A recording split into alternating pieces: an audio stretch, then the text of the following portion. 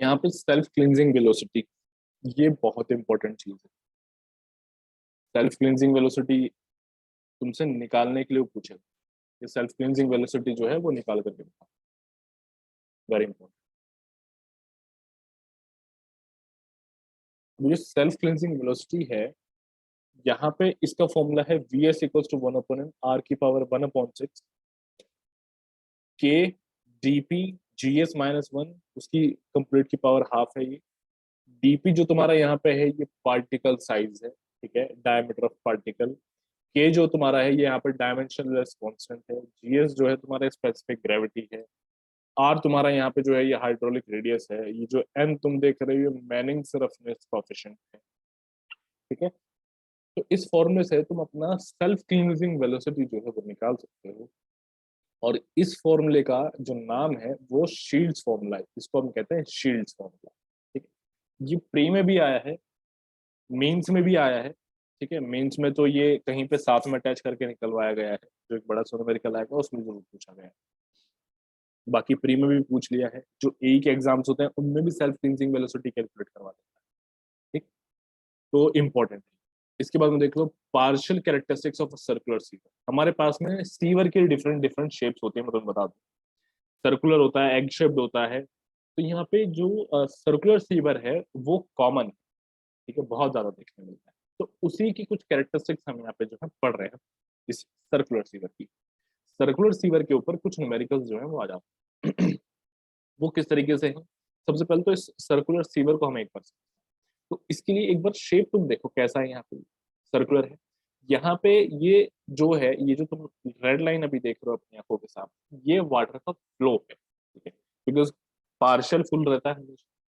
तो उसकी डेप्थ मैंने यहाँ पे ली है डी, ठीक है। कैपिटल डी डायमीटर है। अब यहाँ पे जब मैं इन एंड्स को ज्वाइन करूंगा तो मुझे यहाँ पे अल्फा एक सेंटर पे एंगल बनाता हुआ दिखता है। उस सर्कुलर सीवर के सेंटर पे एक एंगल बन रहा है अल्फा। अब इसी का मैं यहाँ पे यूज करता हूँ।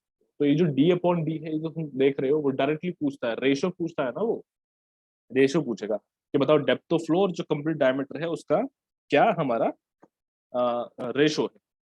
इस तरीके से वो जो है पूछ लेता है। तो यहाँ पे 1/2 1 माइनस कॉस अल्फा बाय 2, ये हमारा एक फॉर्मूला हो जाएगा। नेक्स्ट देखो, अगर वो एरिया का पूछ लेता है इन टर्म्स ऑफ एरिया, तो ये हो जाता है अल्फा अपॉन 360 माइनस है ये साइन अल्फा अपॉन 2 पाई, ये कर देना है। अगर वो पैरामीटर की टर्म्स में पूछ लेता तो अल्फा अपॉन 360 कर देना, ठीक।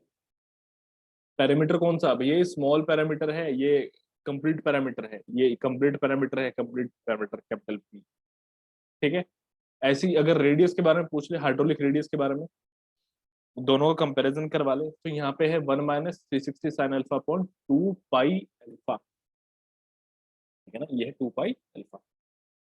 नेक्स्ट देखो इसी में, और ऐसे ही अगर मैं वेलोसिटी की बात करूं, ये जो यहाँ पे वेलोसिटी है, तो ये भी हो जाता है capital N upon small N, R upon capital R, 2/3। ऐसे यहाँ पे डिस्चार्ज आ जाता है हमारे पास। डिस्चार्ज में भी ये तुम देख सकते हो, ये वेलोसिटी है, ये एरिया है, ठीक है, ये वेलोसिटी है, ये एरिया है। तो इस तरीके से ये भी जो है निकाला जा सकता है, ठीक। आई गेस यहाँ तक सभी को क्लियर हो गया होगा। अब एक चीज देख लेना, अगर हमारा ये जो डी है, अगर ये d/2 के बराबर है, तो ये तो सीधी सी बात है कि जो हमारा स्मॉल आर है वो कैपिटल आर के बराबर होता है, ठीक है ना। जो हाइड्रोलिक रेडियस की बात हो रही है, जो आर जो तुम देख रहे हो ये हाइड्रोलिक रेडियस है। तो यहाँ पे जो तुम्हारा आर है ये किसके बराबर हो जाता है? ये बड़े वाले के बराबर हो जाएगा, जो हाइड्रोलिक रेडियस होगा बड़े वाले का उसके बराबर, ठीक है। ये चीज है। चलो, अभी ये फॉर्मूला हमने देख लिया, अभी इसमें और भी कुछ कुछ फॉर्मूले हैं आगे।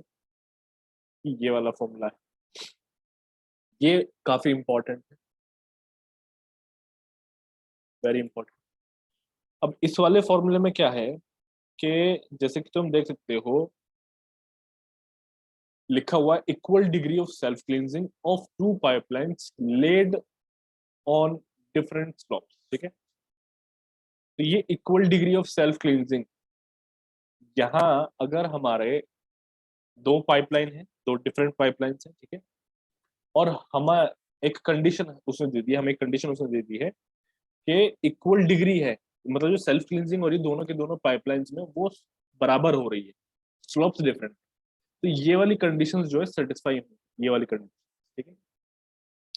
Capital R upon small R, यहाँ पे जो तुम देख रहे हो small S upon capital S, ये कंडीशन है, बिकॉज फॉर्मूला ये वाला होता है। ठीक, ये तभी पॉसिबल है जब हाफ फुल हो। ठीक है, हाफ फुल हो, समझ रहे हो ना। एक जो तुम्हारा होगा वो हाफ फुल होगा, जो दो पाइपलाइन है उनमें से एक पाइपलाइन हाफ फुल होगा और दूसरा पाइपलाइन फुल कंडीशन होगा, ये सब है। बाकी यहाँ पे देख लो, वेलोसिटी कैपिटल वी ये भी वेलोसिटी है, capital N upon small N ये है, आर अपॉन आर 1/6 एक कंडीशन ये हो गई, और एक ऐसी फॉर्मूला ये हमारा डिस्चार्ज का ये हो जाएगा। तो ये कुछ फॉर्मूले हैं, इनको तुम्हें रट लेना है।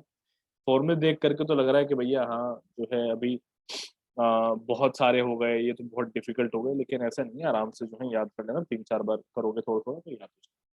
यहाँ पे जो एन है इनमें कंफ्यूज मत हो ना, ये तुम्हारे कॉफिशिएंट्स हैं, मैनिंग कॉफिशिएंट्स हैं, ठीक है ना। ये है मैनिंग कॉफिशिएंट, ये छोटे वाले के लिए स्मॉल एन है और बड़े वाले के लिए कैपिटल एन, इसमें कंफ्यूज मत होना।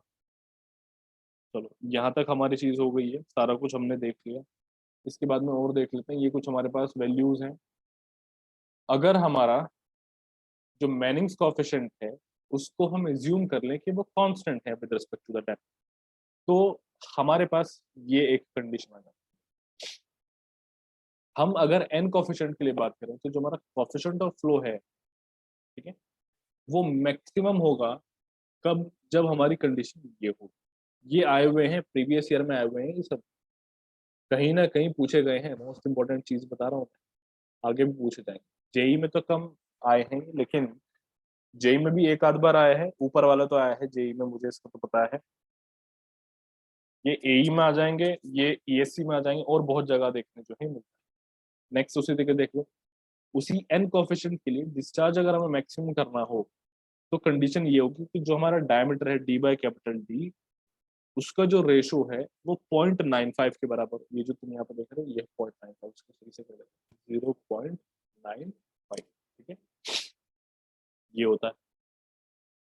तो इन सब चीजों को याद रखना। नेक्स्ट यहाँ पे देखो, जब हमें हमारी मिनिमम वेलोसिटी जो है, जो हमारी मिनिमम वेलोसिटी की जो रिक्वायरमेंट है वो अगर सेटिस्फाई नहीं होती, ठीक है, तब उस सिचुएशन में हम क्या करते हैं, हम या तो स्लोप बढ़ा देते हैं या फिर डायमीटर जो होता है सीवर का उसको बढ़ा देते हैं।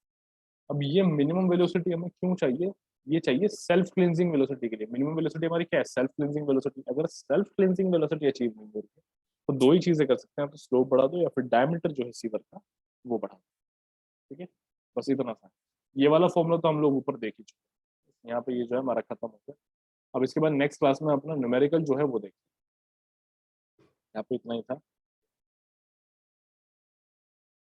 यहाँ एक चीज मैं और एक्स्ट्रा ऐड कर रहा हूँ ताकि तुम लोग कंफ्यूजन ना हो। स्मॉल अल्फाबेट्स यहाँ पे जितने भी हैं और जो कैपिटल अल्फाबेट्स यहाँ पे हैं, उनमें अंतर है।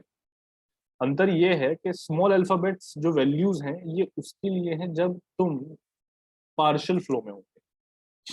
देख लो, small alphabets are the values in partial flow, या फिर कह लो कि of partial flow, in partial flow,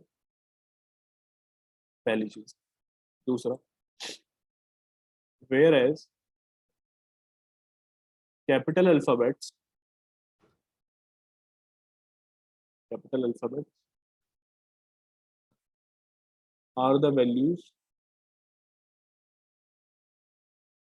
in full, ठीक है। तो ये चीजें याद रखना, ये अल्फाबेट्स का मतलब ये।